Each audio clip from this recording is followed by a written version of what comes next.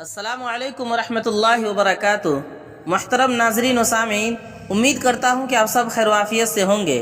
ناظرین، دارالعلوم دیوبند کے استاد حضرت مولانا مفتی اشتیاق احمد صاحب قاسمی دامت برکاتہم تحریر فرماتے ہیں، حضرت مفتی سعید احمد صاحب پالنپوری نور اللہ مرقدہ، سابق شیخ الحدیث و صدر المدرسین دارالعلوم دیوبند نے کئی بار ارشاد فرمایا، مجھے کسی کی وفات پر غم نہیں ہوتا، پہلے بہت ہوتا تھا، لیکن جب میری بیٹی عائشہ کا انتقال ہوا، 20 اپریل سن 1973 عیسوی کی تاریخ تھی، جمعہ کا دن تھا، 9:30 بج رہے تھے، اسے بخار تھا، ہسپتال میں میری گود میں ہی روح پرواز ہوئی۔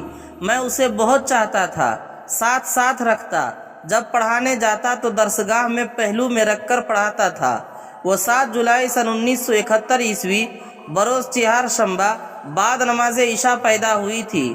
اس طرح وہ 1 سال 9 ماہ 13 دن کی تھی۔ تجہیز و تکفین کے بعد میں بہت غمگین تھا۔ اگلے دن سبق پڑھانے کی میرے اندر سکت نہ تھی، نیند بھی نہیں آ رہی تھی۔ اسی حالت میں آنکھ لگی، خواب میں دیکھتا ہوں کہ حضرت جبریل علیہ السلام تشریف لائے ہیں اور مجھے تسلی دے رہے ہیں، فرما رہے ہیں اگر تم سے زیادہ محبت کرنے والے کے پاس تمہاری بچی چلی گئی ہے تو پریشان ہونے کی کیا ضرورت ہے۔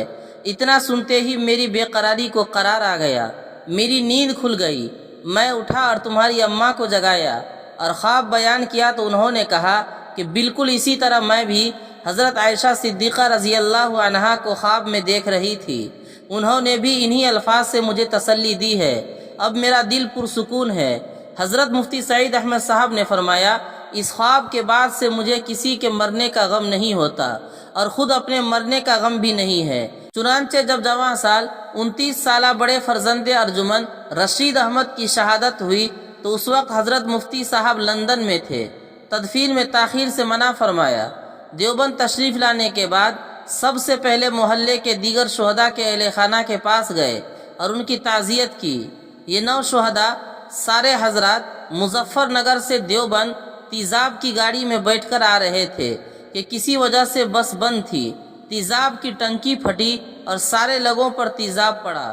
ان میں سے 9 شہید ہوئے۔ وہ دن 5 شوال سن 1415 ہجری مطابق 7 مارچ سن 1995 عیسوی دیوبند والوں کے لیے بڑا ہی کربناک تھا۔ دکانیں بند کر دی گئیں۔ اللہ تعالیٰ ان سب کو غریق رحمت فرمائے۔